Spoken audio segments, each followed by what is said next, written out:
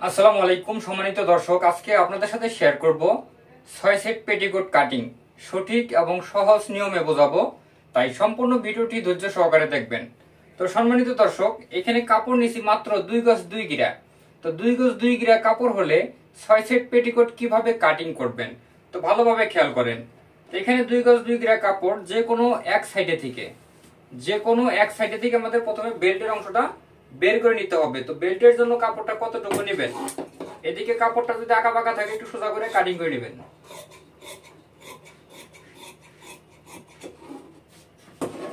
তা এখান থেকে ভালো করে খেয়াল করবেন, এই দিকে থেকে বেল্টের কাপড়টা আমাদের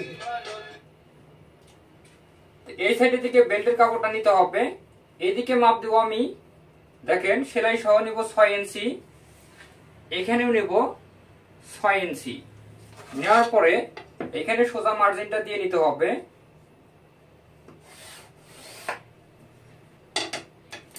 এইখান থেকে বেল্টের কাপড়টা আমি কাটিং করে নিতেছি। বেল্টের অংশটা কাটিং করে নেওয়ার পরে দেখেন বেল্টটা কিন্তু এরকম হবে, ঠিক আছে? বেল্টটা কিন্তু এরকম হবে। তো এখানে কিন্তু কাপড়ের বহরটা কম হওয়ার কারণে এখানে কিন্তু জয়েন্ট দিতে হবে, ঠিক আছে? এখানে দেখেন এখানে মাপ আসছে 16 ইঞ্চি, 16 দুগুণা 32 ইঞ্চি কাপড়টা আছে। তো এখানে আমাদের আরো 1.5 ইঞ্চি কাপড় জয়েন্ট দিতে হবে। তো এই কাপড়টা কিভাবে নেবেন এবং ফিতার কাপড়টা কোন জায়গা থেকে নেবেন এটা আমি দেখিয়ে দিতেছি।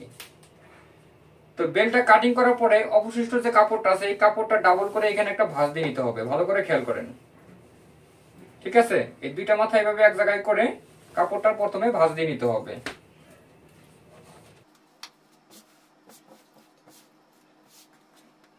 তো এইভাবে ভাঁজটা দেওয়া হয়ে গেলে ভালো করে খেয়াল করবেন, এইখানে 2 ইঞ্চিতে চিহ্ন করে নিব, মাঝখানে একটা চিহ্ন দিব। কাটিং করার সুবিধার্থে আমরা এই চিহ্নগুলো দিয়ে নেব, তাহলে কাটিংটা সোজা হবে, ঠিক আছে? কাটিং করে নিতেছি।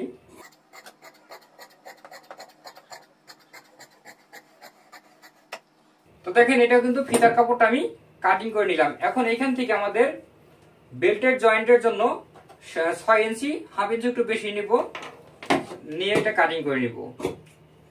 তো এই দুইটা কাপড় বেল্টের মাথায় জয়েন্ট দিয়ে নিতে হবে, ঠিক আছে? এটা হলো বেল্টের জয়েন্টের কাপড়, এটা হলো ফিতার কাপড়। তারপরে দেখেন এখানে যে অবশিষ্ট কাপড়টা আছে এই কাপড়টা সমান করে সুন্দর করে ভাঁজ দিয়ে নিতে হবে। দেওয়ার পরে এখানে আমাদের আর একটা ভাঁজ দিতে হবে 4 পাটে। দেখেন এখানে কাপড়টা কিন্তু আমি 4 পাট করে নিছি, আপনারা এইভাবে কাপড়টা 4 পাট করে নেবেন, ঠিক আছে? এইভাবে 4 পাট হয়ে গেলে এখানে পাটগুলো বের করার জন্য এখানে আমি দিব 5 ইঞ্চি, এখানে আমি 5 ইঞ্চিতে চিহ্ন করে নিব, ঠিক আছে? 5 ইঞ্চি, এই পাশেও 5 ইঞ্চি দিয়ে নেব। দেওয়ার পরে এইখানে এভাবে ধরতে হবে এবং এইখানে এভাবে ধরে এদিকে একটা ভাঁজ দিতে হবে। এই ভাঁজ অনুযায়ী কাটিংটা করে নেবেন, ঠিক আছে? তো ভালো করে খেয়াল করবেন, এখানে কাটিংটা হয়ে গেলে এই যে কাপড়টা আছে এই কাপড়টা আমরা এদিকে উল্টে নিব। নেওয়ার পরে এখানে সুন্দর করে এভাবে বসিয়ে নিব।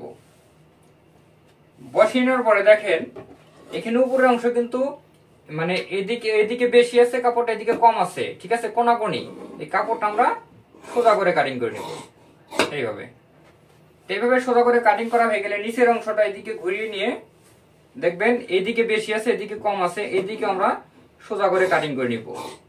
এইভাবে কাটিং করলে নিচের রাউন্ডটা খুব সুন্দর হবে, ঠিক আছে? গোল আকৃতির সুন্দর রাউন্ডটা হবে। এখন এখানে আপনাদের আমি ভালো করে বুঝিয়ে দেই, এটা হলো বড় পার্ট, ঠিক আছে? এখানে কিন্তু এটা জয়েন আছে আর এখানে কিন্তু ছোট পার্ট আছে 4টা। তো যখন আপনারা এই বড় পার্টের সাথে জয়েন্ট দিবেন তখন কিভাবে জয়েন্টটা দিবেন আমি দেখিয়ে দিতেছি আপনাদের।